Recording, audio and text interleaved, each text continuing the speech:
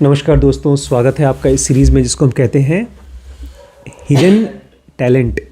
आपके अंदर में जो छुपी हुई कला है उसको निकालने का इसमें प्रयास किया जा रहा है। इसमें 3 पार्ट में हमने इसको पढ़ा है, समझा है। सबसे पहला पार्ट है स्किल्स ऑफ कैरेक्टर कि अगर आपको अपने हिडन टैलेंट को निकालना है तो कुछ कैरेक्टर्स चाहिए।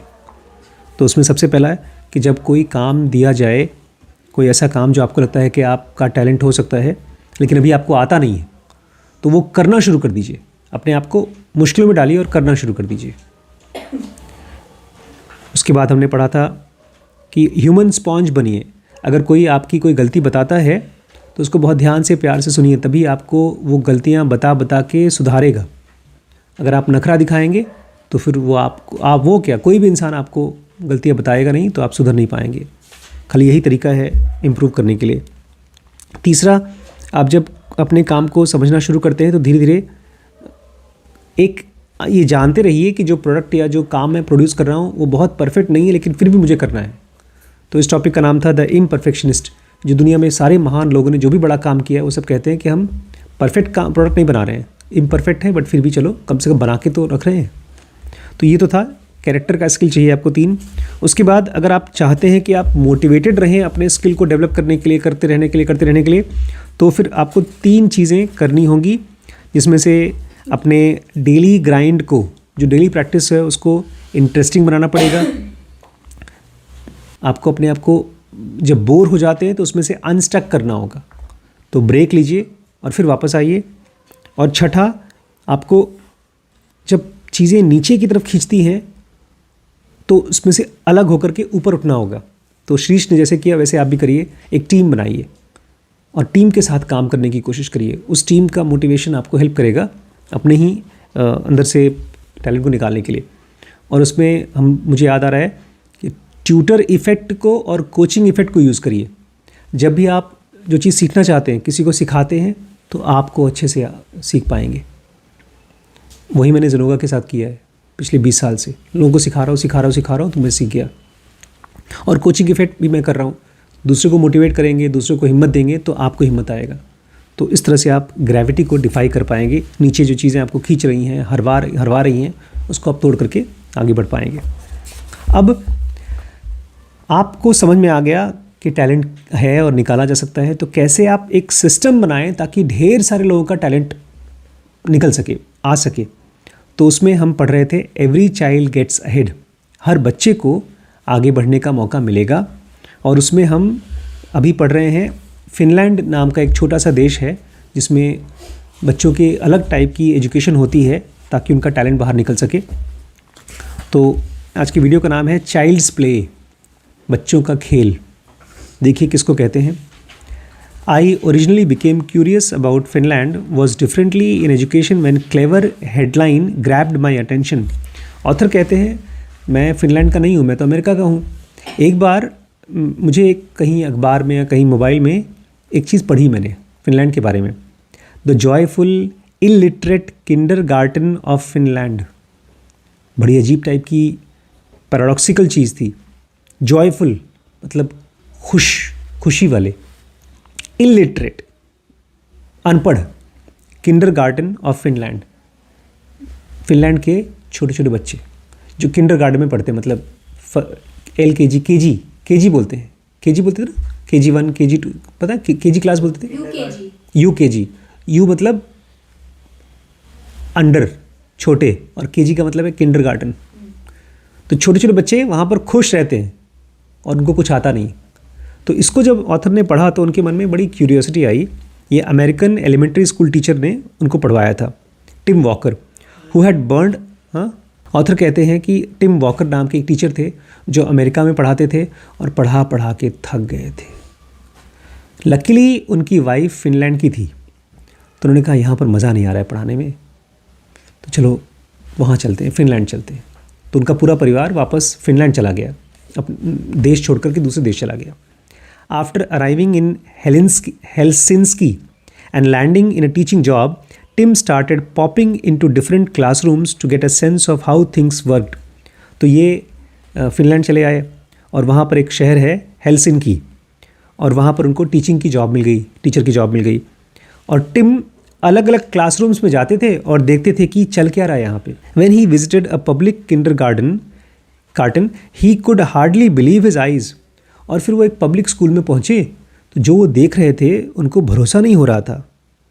He expected to see students sitting at their desk doing worksheet to build their cognitive skills like in United States.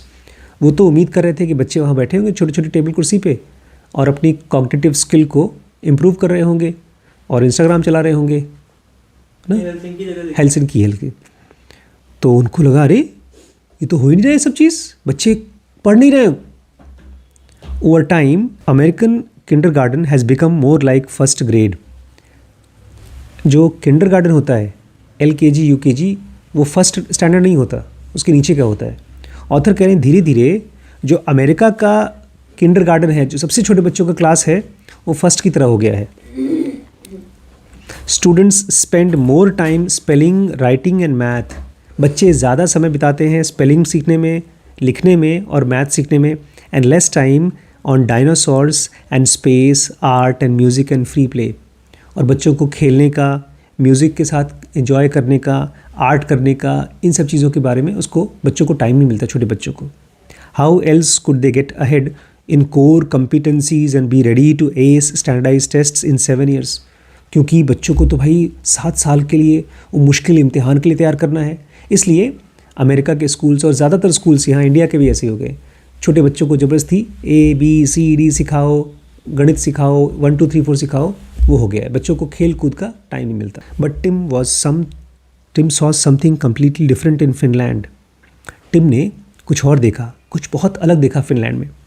Kindergartners not only sat on their desks for spelling, writing and math one day a week. वहाँ पर जो बच्चे थे math, writing, spelling ये सब सीखते थे खाली एक दिन। Each lesson was maximum of 45 minutes, followed by 15 minutes of recess. हर एक लेसन 45 मिनट का होता था जो मैथ वैथ का था, उसके बाद 15 मिनट की छुट्टी। This is another practice backed by research.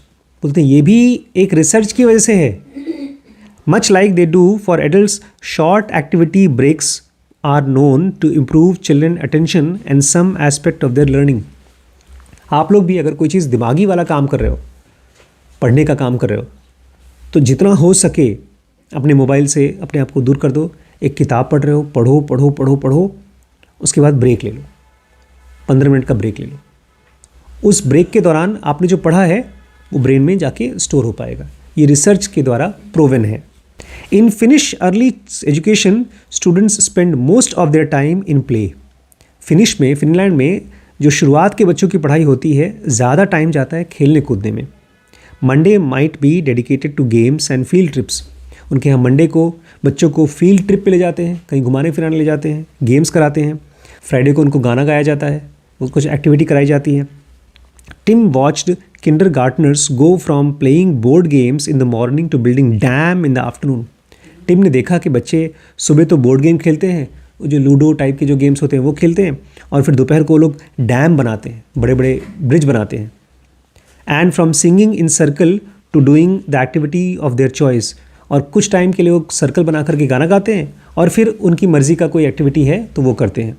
Some choose to make forts, others dove into art and crafts. कुछ बच्चे बोलते हैं कि हम तो अपना किला बनाएंगे, और कुछ लोग अपना आर्ट बनाते हैं, कुछ लोग क्राफ्ट बनाते हैं। Teachers weren't catering to kindergartners so called learning styles, they were giving them ample time to explore their individual interest.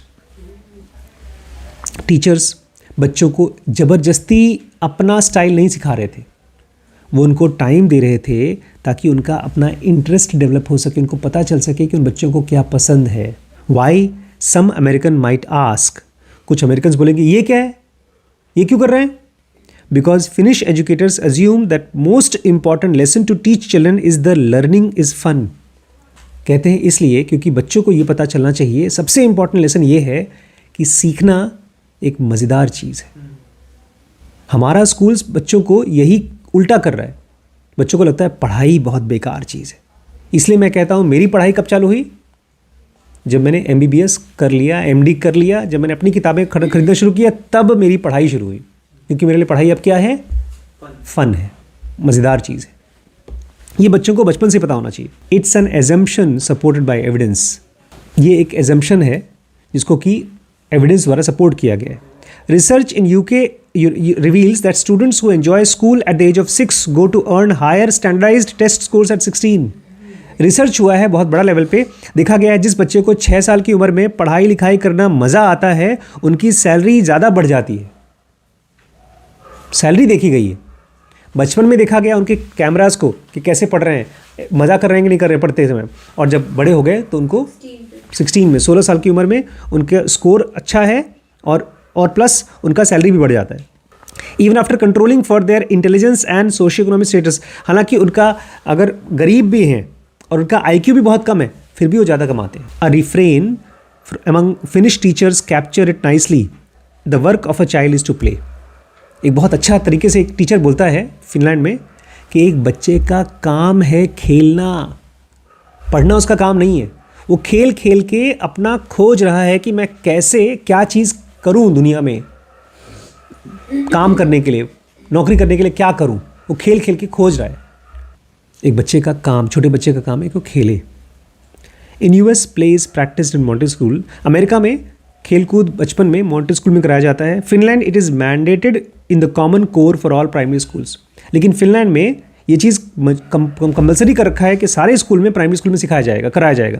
The finish government insist that children play because their policy makers understand that play is fosters the love for learning. ये भी बड़ी नई चीज़ है कि Finland का जो education system है, government बोलती है हमको ये पता है कि एक बच्चा अगर खेलता है तो उसको पढ़ने के लिए लव क्रिएट होगा। मैं बड़ी मम्मी को बोलता हूँ कि अगर वैभव ये बुक्स जो पढ़ रहा है, कौन सी स्क्रिप्ट्स की, तो उसको लव क्रिएट हो रहा है किसी चीज़ के लिए, तो धीमे धीमे जब वो कोई और चीज़ पढ़ेगा तो उस पर भी लव रहेगा। अगर कोई चीज़ ज़बरदस्ती आप करते हैं, उसको हेट करते हैं, तो आप कोई और काम भी करेंगे तो उसको हेट करेंगे। इसलिए बचपन में अगर बच्चा खेलता है तो वो पढ़ाई को भी प्यार करेगा। That's a value best developed early on and one that ultimately builds both better cognitive skills and better character skills. कह रहे हैं ये जो क्वालिटी होती है खेल खेल के अपने पढ़ाई को पसंद करना, ये एक बहुत इंपॉर्टेंट क्वालिटी होती है और इसको जल्दी ही शुरू में ही डेवलप करना चाहिए। और इसी से दो चीज़ें होती हैं, दो चीज़ें जो मुझे लगता है गरिमा में और बढ़नी चाहिए, वैभव के अंदर धीमे धीमे आ रही हैं। एक है कॉग्निटिव स्किल, कहीं कहीं पर दिखाती है गरिमा। कॉग्निटिव स्किल मतलब दिमागी। आज क्या हुआ, दिलीप सर ने डांटा इसको, सारांश को जाना था किसी 13वीं पे, तो अपना मोबाइल चला रहा था और जाना था उसको, छुट्टी थी आज उसकी, तो उसने बोला हम जा रहे हैं।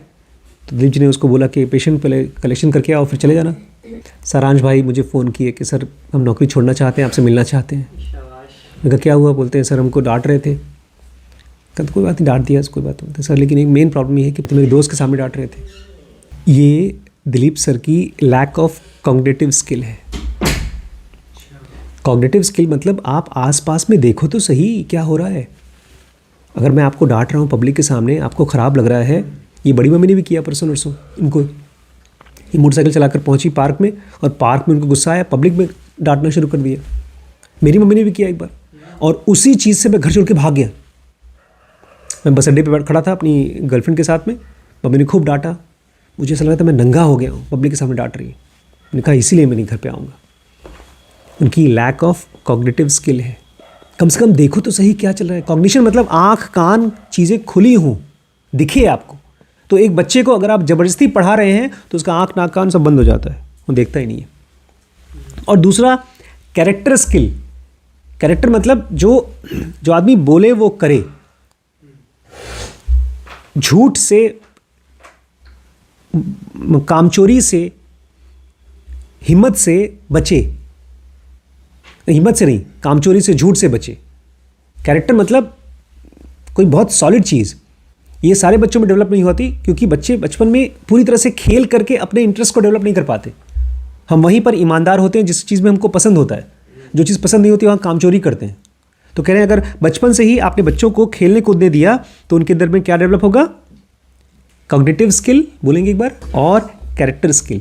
Finnish kindergarten that Tim visited, one of the most popular station was ice cream shop. वो जब स्कूल में पहुँचे तो उनके स्कूल में सबसे पॉपुलर जगह जो थी जहाँ बच्चे पढ़ते थे उसका नाम था आइसक्रीम शॉप. वहाँ बच्चे पढ़ते थे. Students used a version of Monopoly game to buy and sell imaginary ice cream. वहाँ पर कोई आइसक्रीम होता नहीं था, वहाँ पर एक गेम होता था. उस गेम में जो बच्चे खेलते हैं उस नकली पैसे से नकली आइसक्रीम खरीदते थे और खाते थे. As they operated a cash register, took orders and counted out change, they learned to be proactive and pro-social while practicing basic maths and verbal skills. और इस छोटे छोटे बच्चे हिसाब लगाते थे, मेरे पास 2 रुपये है, 5 रुपये है, 6 रुपये है, उस 2 रुपये में मुझे आइसक्रीम मिलेगी, उसको आइसक्रीम को खाना है, इतना पैसा वापस करना है. ये सब चीज़ें किताब में नहीं पढ़ाया जाता था. 1 + 1 2 करो ना. उनको तो सचमुच में मतलब उनको आइसक्रीम खरीदना पड़ता था गेम में, तो वो लोग जानबूझ के जाकर पहले प्लस माइनस सीखते थे. हम लोगों को थियरी पढ़ाई जाती है, प्लस करो, माइनस करो, मल्टीप्लिकेशन करो, पहाड़ा पढ़ो, लेकिन बच्चों को प्रैक्टिकली बचपन में आइसक्रीम खरीद कर दिखाया जा रहा है कहाँ पर वो गणित को यूज़ करोगे, तो उनका और इंटरेस्ट डेवलप होता है. ये पक्की बात है कि अगर किसी बच्चे को आप खाली पढ़ा रहे हो, उससे ज़्यादा अच्छा है डेलिब्रेट प्ले. वो उसके गेम का हिस्सा होना चाहिए. उसकी वजह से उस बच्चे के अंदर में डिसिप्लिन आता है और डिटर्मिनेशन आता है. डिसिप्लिन मतलब संयम, नियम, कानून, और डिसिप्लिन मतलब और डिटर्मिनेशन मतलब हिम्मत. And we know Finnish students excelled in PISA in part because they were among the most persistent in the world. और हम जानते हैं जो सबसे मुश्किल इम्तिहान होता है दुनिया का PISA, उसमें फिनलैंड के बच्चों ने एक्सेल किया क्योंकि वो पीछे पड़े रहते थे. जो चीज़ आपको पसंद आता है आप उसको छोड़ते नहीं. तो इस चैप्टर का नाम था चाइल्ड्स प्ले. वहाँ पर बच्चे खेलते हैं लेकिन उनका खेल भी बड़ा सीरियस होता है, घुस के काम करते हैं. तो फिलहाल तो आज हम इसको यहीं कंप्लीट करते हैं. कल पढ़ेंगे ट्रबल इन पैराडाइज. पैराडाइज में, स्वर्ग में, जन्नत में क्या प्रॉब्लम होती है. ठीक है, कल पढ़ते हैं.